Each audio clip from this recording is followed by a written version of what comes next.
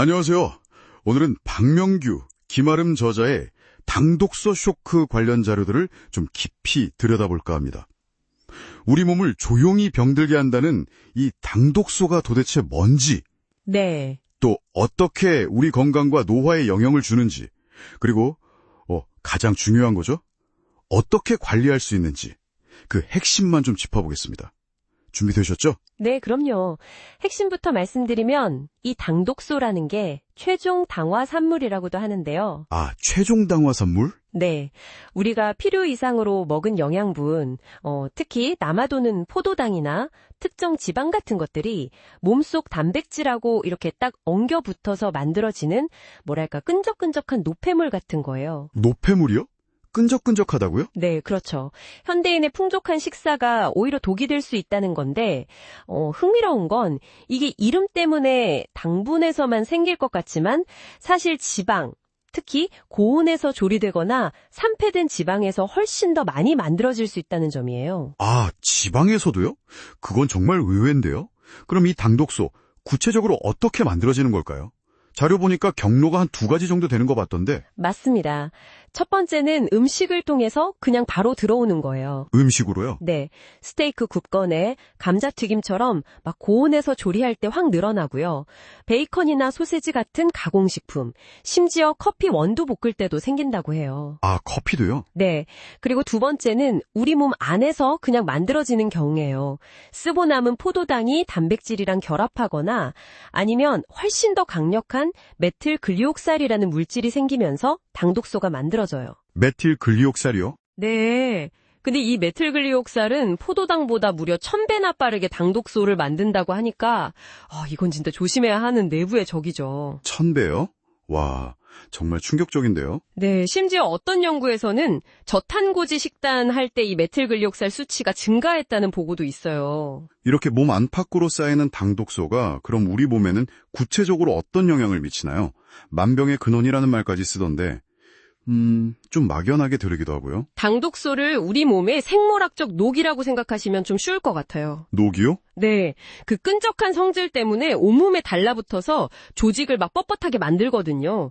특히 세포 외기질, ECM이라고 부르는 부분이 있는데 ECM이요?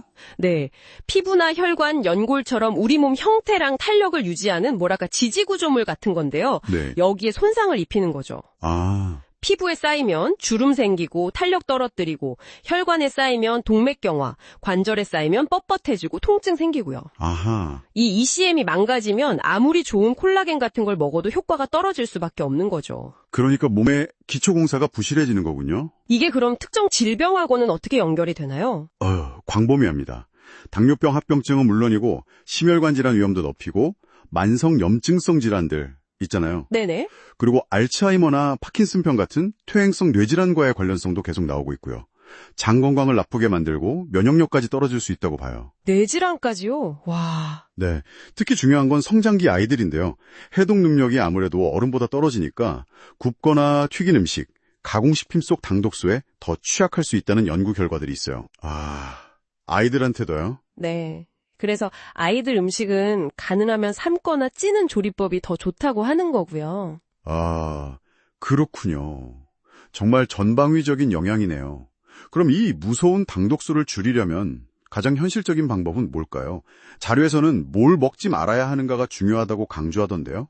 네, 정확해요. 식단 관리가 핵심 중에 핵심입니다. 첫째는 아까 말씀드린 대로 굽고 튀기는 조리법 대신에 삶거나 찌는 방식을 쓰는 거예요. 삶고 찌는 거요. 네, 조리 온도를 낮추는 것만으로도 당독소 섭취를 확 줄일 수 있거든요. 둘째는 가공식품 그리고 정제된 탄수화물, 그러니까 흰빵이나 면 같은 거요. 네.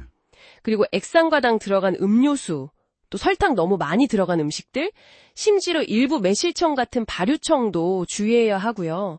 볶은 커피도 좀 줄이는 게 좋다고 하고요.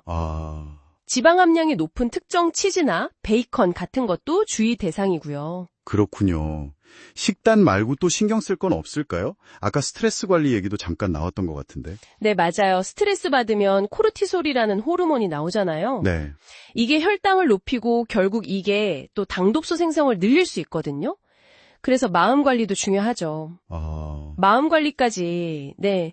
자료에서는 추가적으로 당독소 분해에 도움이 될 수 있다는 특정 유산균이나, 철새 연구에서 아이디어를 얻은 아미노산, 또 저항성 전분이나 식이섬유 섭취, 그리고 아연 같은 미네랄 보충도 도움이 될 수 있다고 간략하게 언급하고 있어요.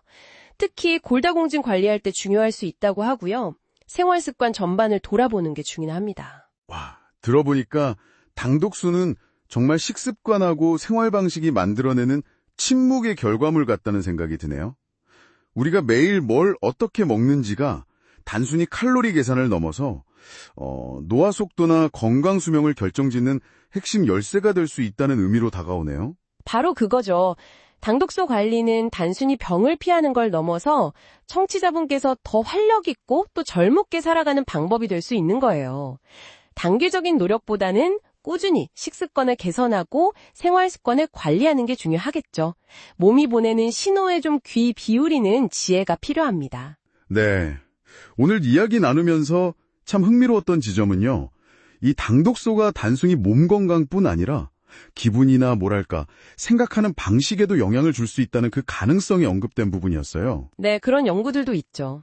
오늘 청취자분께서 선택한 한 끼 식사가 단순히 몸뿐 아니라 마음까지 어떻게 만들어가고 있을지 잠시 한번 생각해보시는 시간을 가져보시는 건 어떨까요?